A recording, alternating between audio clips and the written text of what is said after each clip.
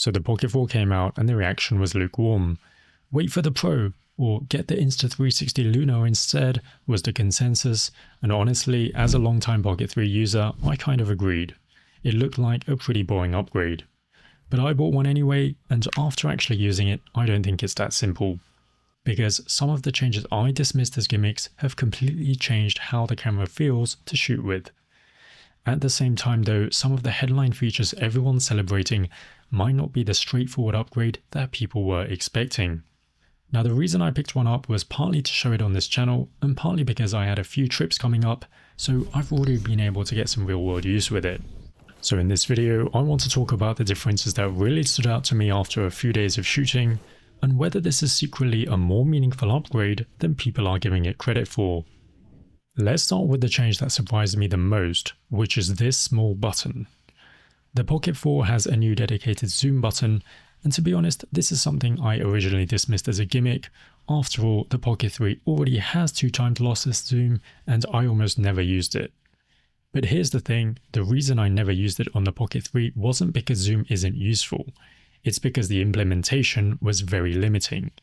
You couldn't zoom in mid-shot, and you couldn't use it in D-Log-M, which is what I was shooting in most of the time. So the feature was technically there, but not very useful in practice.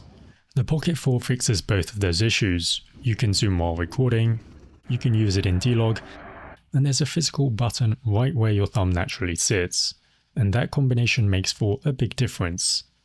Even after just a few days, I found myself reaching for the zoom a lot, for quick punch-ins on details, for tightening a frame mid-shot when something interesting happens, or for getting closer without physically moving closer.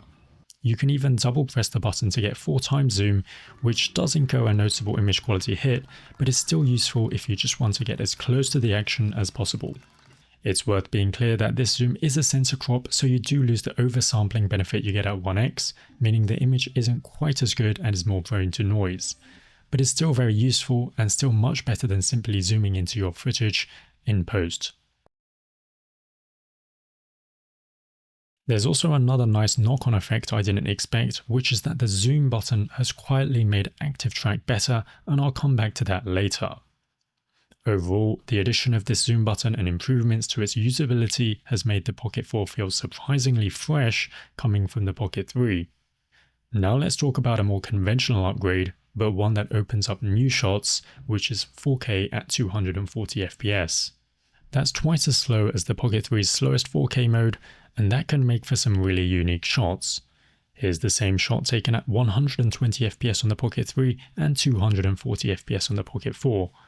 Notice how the 240p footage has a much dreamier, slow motion quality that the Pocket 3 just can't match. For anyone shooting action, sports, or any kind of motion you want to really sit with, this upgrade makes a big difference. But there is a bit of a catch I wasn't expecting. You can't shoot slow motion in D-Log on the Pocket 4. On the Pocket 3, you could shoot slow motion in D-Log-M. Now depending on how you work, this might be a complete non-issue, but if you're committed to D-Log and suddenly have to treat all your slow motion footage differently, this feels like a bit of a step backwards. Now I'm guessing this is performance related, but it would at least be nice to have an option for D-Log at say 120 FPS if there is enough processing headroom. Which brings us to D-Log itself. With the Pocket 4, D-Log-M has been replaced with full D-Log, which is a true log format and offers more flexibility when grading. On paper, this is a big straightforward upgrade, with some people even claiming it's the biggest real upgrade we've gotten with the Pocket 4. But if you thought it was a simple drop-in replacement upgrade for D-Log-M, then that's where things get complicated. On the Pocket 3, I was almost always shooting in D-Log-M, mainly because I liked the look I would get just by applying the official DJI LUT. It felt slightly less processed than normal footage and gave you a little extra room for further grading if needed. But with the Pocket 4, that workflow doesn't quite carry straight over. When I apply DJI's official D-Log to Rec 709 LUT, the footage still looks noticeably flatter and different compared to the normal color profile. You can see the comparison here. The D-Log shot with the LUT applied has a much bigger characteristic shift away from normal footage than D-Log-M did on the Pocket 3. So to get a finished look I'm happy with, it looks like I might need to make some further adjustments in post. And when you combine that with the slow motion D-Log limitation I mentioned earlier, plus a few other quirks I'll cover in a separate video, I think I might actually end up shooting mostly in the normal color profile on the Pocket 4 and only switch to D-Log when I'm specifically planning to grade the footage myself. That's quite a shift from how I used the Pocket 3, where D-Log M was more or less my default. But in hindsight, this separation actually makes more sense than what I was doing before, which was basically using D-Log M just because I liked how it looked, without really treating it like a log profile. I'll also briefly mention that the normal color profile itself runs warmer on the Pocket 4 than the Pocket 3. I'm still figuring out whether I prefer it, but it's another small shift in the camera's overall look that's worth being aware of. Okay, now let's talk about another upgrade that's just straightforwardly good, which is the bump in dynamic range. This is probably the biggest improvement to core image quality on the Pocket 4, and with 14 stops of dynamic range, the Pocket 4 is right up there with cameras in larger sensor classes. You won't notice it most of the time. In normal, even lit scenes, the two cameras look pretty similar, but where it shows up is in high contrast situations.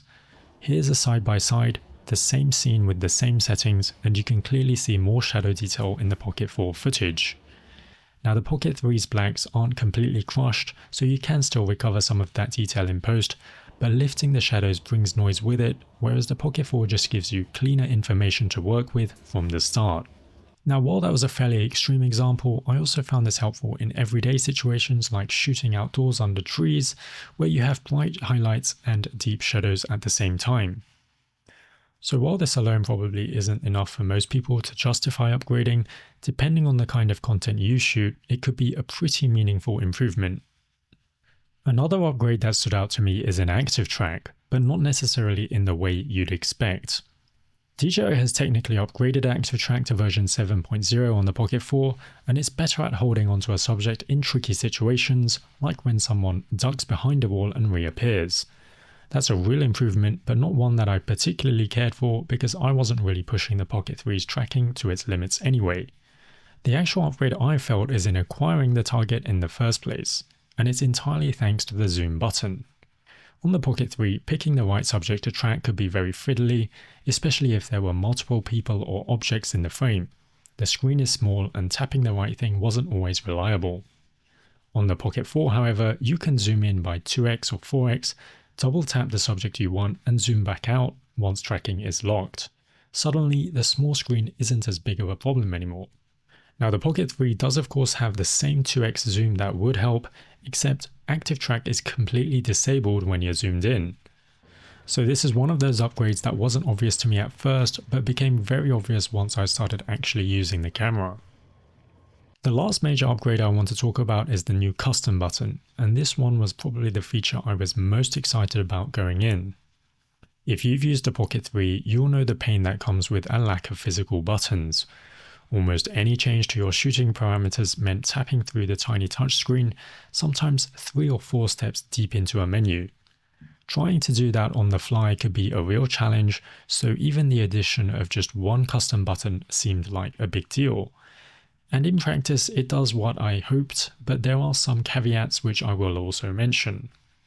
The clever bit is that even though it's a single button, you can assign different actions to single, double, and triple presses. And the most powerful thing you can do with it is to switch between two custom shooting profiles. So I can have, say, a D-Log profile at 30 fps and a normal color profile at 60 fps and flip between them instantly without touching the screen. But while it can be useful, the way the custom button can be configured right now feels a bit limited. For example, you can only switch between two custom profiles. It would be much nicer if you could cycle between, say, 3 or 4. And the triple press option for switching gimbal modes, for some reason, only lets you toggle between following and FPV.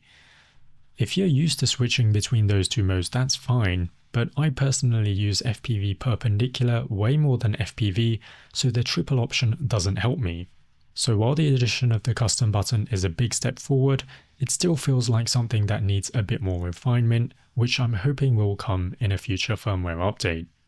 So those are all the main differences that really stood out to me, but there's also a slew of smaller improvements and new features like film tones, gesture controls, and a bunch of others I haven't yet fully tested.